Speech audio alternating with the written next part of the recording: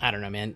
Gacha players, like the duality of gacha players. Like on the one hand, they're like, oh, uh, so this guy was complaining that he didn't want to keep logging into the game and play the game. He was like about to quit because he felt that he had a couple weird opinions, but one of the main opinions was that there's essentially nothing to do in the game. He's like, there's no real content in the game, and it's like, okay, if you don't like doing the one boss a week or one boss every 2 weeks for expansion drills, and you don't like showing up to do Gunsmoke Frontline, it's like I can easily see how you get relatively bored because there's nothing that's even remotely difficult in the game.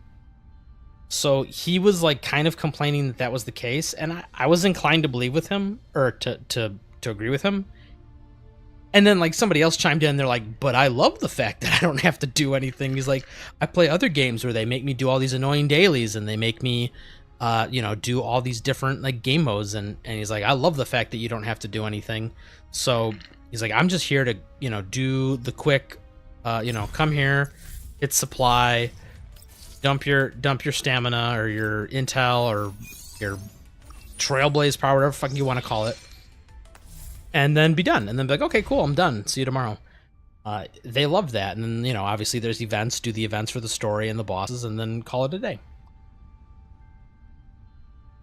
So I mean, I don't know, that's the thing, it's like you can never make everyone happy, but he did have a small point in that it's like, if you don't like some of the very few pieces of content that there are in the game, there's not a ton to do. And in my opinion, because the content isn't super difficult, which is totally fine, there's not really any push for the average player to improve their units, right? Like my units, I feel like are pretty well like geared out and like like built correctly. There's a couple improvements, like Pretia doesn't. This is more of a core problem though. Pretia doesn't have her other key, and maybe you could increase the attachments of some of these characters, but for the most part, it's like we just crushed that expansion drill boss, right? Even on Frenzy 18. Now, sure, you could crank it up to Frenzy 40 if you wanted a challenge, and that's fine. But like, let's say that doesn't really get you going. That doesn't scratch the itch for you. Like, he's right? Like I like boundary push, but boundary push bosses, as you just saw, just fall over dead. Story caps out at like level 20. Challenge modes are like not much more challenging than that. Oh, we didn't do these. Oh. Well, this will be essentially the same fight we just did. Yeah, sorry, we're not going to do that today. We literally just did that fight. But it's like, I can understand the complaints for some people. They just don't have a ton of different choices. It's like the game really could use... Like, that's kind of what I was hoping Boundary Push was going to be. It was like kind of like a sandbox game mode where you could like take on the most difficult situation. It is as difficult of a situation as you wanted to, right? Like if you wanted to roll up on a boss fight and kill all the ads, you could pick them off one at a time, strategically before you enter battle, or you could then, just throw yourself in full bore at the boss, and the boss has like, relatively competitive stats that like would challenge you. Or maybe some like effects, like battlefield effects that like make the boss interesting to fight. But they kind of didn't do that, so it's like essentially what they turned that mode into was like show up,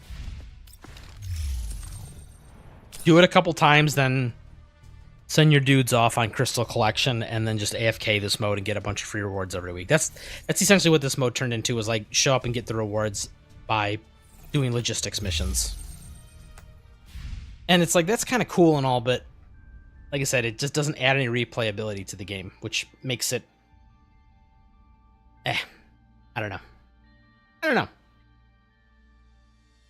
Keeping players engaged is definitely a big thing. And to be honest, I've started to notice player engagement for this game kind of dropping. And that's always to be expected after the honeymoon phase of a game is over. Only the truly hardcore, the truly dedicated fans will stick around. But you don't want that to be the case because of mismanagement of the game. You want that just to be because whatever the hype phase is over, and whatever people who are playing it just because their friends are playing it, like those people were probably gonna, go play other games, which is fine. But you do want to keep your core audience engaged, and you do want them to keep like playing the game. And like even me, who obviously I stream this game every week and I do guides and all sorts of fun stuff. Yeah, there's just not a lot going on in the game right now, which is why we're just looking at Vector here at the title screen and talking, because I don't really got anything else to show you guys. We talked about game balance and how the game is kind of like in a weird, like, is it too easy? Should there be more difficult content? But also at the same time, some people love that. Some people love the fact that the game is like a casual, friendly side game that they just kind of like pop in, do the dailies real quick, and then it doesn't require a lot from them. Because like, to be honest, most people can only have one or two main games that they play, especially when it comes to gachas. And gachas tend to be the side games, so it's like you don't want to make them too much of a hassle to play, because then people will just stop playing. And to be honest, that's kind of what happened, I think, with like GFL1. Like, it got to be a little too much. Most people are like, oh man, there's too many dailies, there's too many things to grind, like I'm just checking out. So maybe we'll all look back at this time and be like, wow, he was so wrong about everything he said. And I'll be the first to admit it.